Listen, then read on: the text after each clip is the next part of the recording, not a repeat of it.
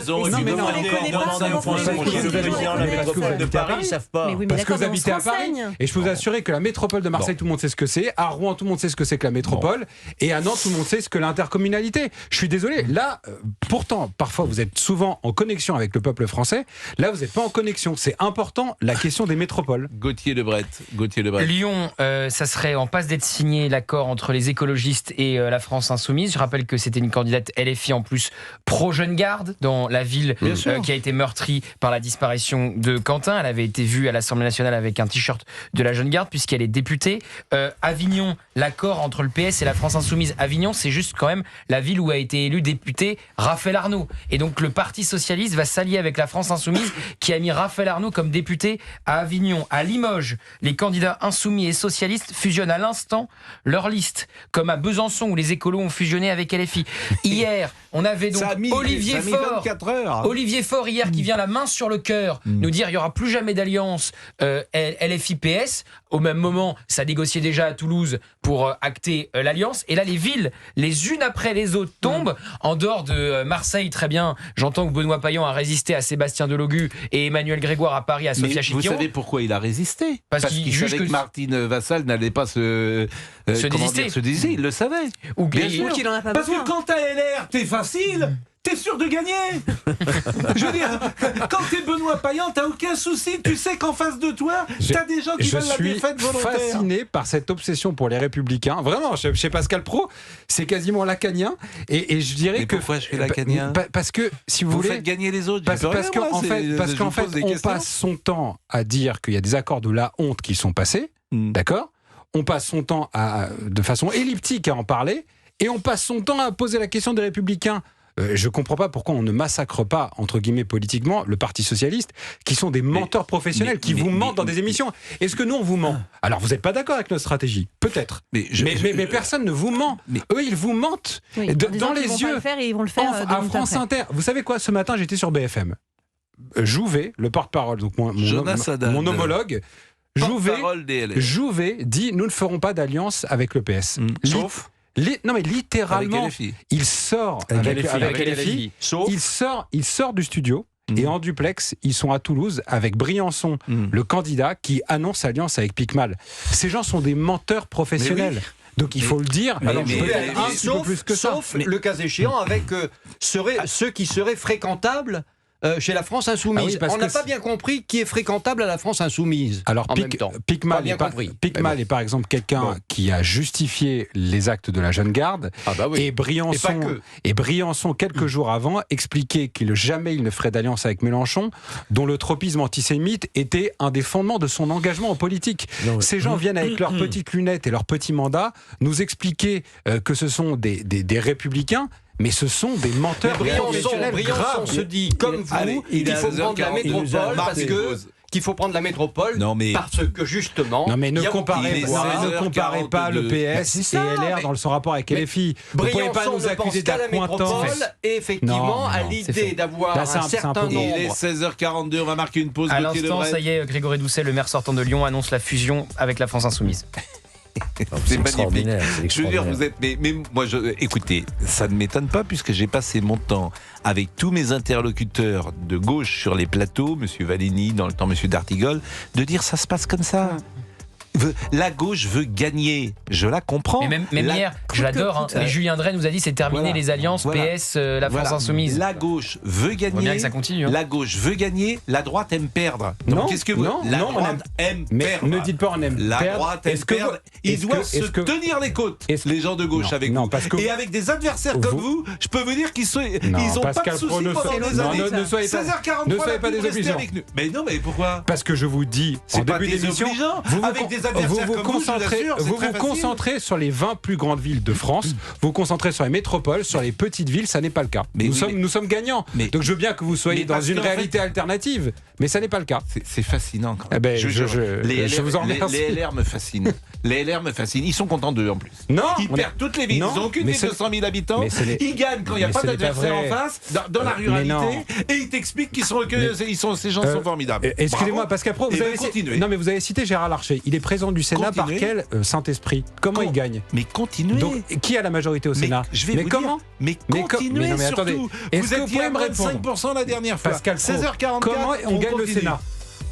Bon, ça sert à quelque chose d'avoir le Sénat. Bah oui. Ah bah à quoi? On évite les folies de l'Assemblée nationale. Ah oui, vous trouvez vous trouvez que vous hésitez? Ben oui, moi je trouve, oui. Vous voulez qu'on vous dise sérieusement à quoi sert le Sénat?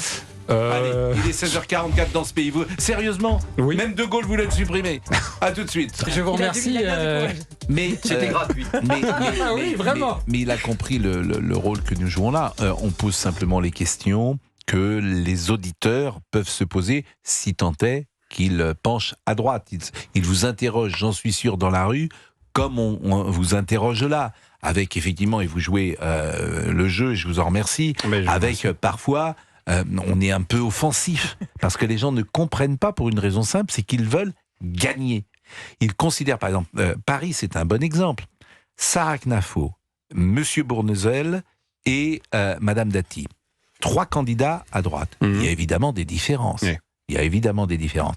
Mais ils ont plus de points communs, tous les 3, qu'avec Monsieur Grégoire, bien évidemment. Ça, c'est sûr. Donc, chacun de ces électeurs ne veut qu'une chose, battre en priorité Emmanuel Grégoire. Je pense, regardez, M. Bournazel, et la première condition qu'il a posée pour pouvoir faire une alliance avec Rachida Dati, c'était qu'il n'y ait pas Knafo. Deuxièmement, lorsque M. Bournazel est élu député en 2017, il est élu à l'époque où Emmanuel Macron, c'était le candidat macroniste, incarne le centre-gauche dans un arrondissement qui s'appelle le 18e, qui est aujourd'hui bien à gauche. Donc je ne suis pas d'accord avec votre analyse. Je pense qu'il faut être malin, comme vous l'avez dit. Il faut avoir la culture de la gagne.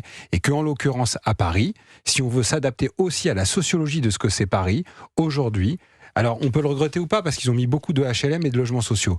Aujourd'hui, Paris n'est pas une ville de droite. Ça me fait mal au cœur, parce que c'est la capitale de la France et que ça devrait être le poumon économique. Mais malheureusement, si on veut gagner, c'est pas en se tournant... Je termine juste, pardon. C'est pas en se tournant vers la droite de la droite qu'on va y arriver. Mais je suis désolé. Écoutez, vous voyez, moi je parle pas aux Parisiens, mais voilà. Je partage pas votre avis.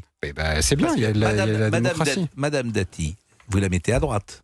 Ah bah oui, bon. C'est les Républicains. C'est 47% le score de la droite au premier tour. 47%. Si j'additionne Rachida Dati, Sarah Knafo, Bournazel, droite et centre, et Thierry Mariani qui a fait 1,5, ça fait 47%. Et moi, ce que gauche la gauche, la gauche, si j'additionne toutes les listes de gauche, je dois arriver à 53. Et moi, ce que j'aime beaucoup, c'est qu'on commence l'émission par « Les Républicains sont morts, les Républicains sont morts », et c'est Dati qui est première. Oui, mais si... Non mais vous voyez, à gauche il y avait... Attends, ils sont morts ou elle est première? Les premières à combien derrière? Elle est première. Parce qu'elle est quand même à première. Est-ce qu'elle est première ou elle n'est pas première à droite? Pardon? Donc je sais pas, donc moi je veux bien qu'on fantasme sur des gens. Mais Pascal, pourquoi c'est intéressant ce chiffre de 47? Parce qu'on était dans une situation... Elle avait été exclue d'ailleurs des Républicains parce qu'elle était allée au gouvernement, si vous me permettez. Hein. Madame Dati. C'est vrai. C'est vrai, mais après aujourd'hui c'est la candidate de la droite parce qu'on veut gagner. Quoi? Elle avait été exclue, vous parlez d'une femme qui a été exclue. Mais Pascal Pro, c'était la candidate naturelle. Mais enfin, on peut parler pendant des heures. J'aimerais. On peut parler pendant des heures de la situation de la droite française. À l'arrivée, vous allez peut-être perdre Paris, vous allez peut-être perdre Lyon, vous allez peut-être perdre Marseille, vous allez peut-être perdre Toulouse. Marseille, c'est fait, oui, c'est perdu. Mais vous nous expliquerez les 4 premières villes de France. Mais que votre stratégie est bonne. Moi, je vous propose un truc. Essayez d'avoir une autre stratégie. Ce que je vous explique, parce qu'avec une autre stratégie, vous pouvez peut-être gagner. Pascal Pro, ce que je vous explique, c'est que les métropoles aujourd'hui sont devenues très à gauche. Ah oui, on s'en fout alors.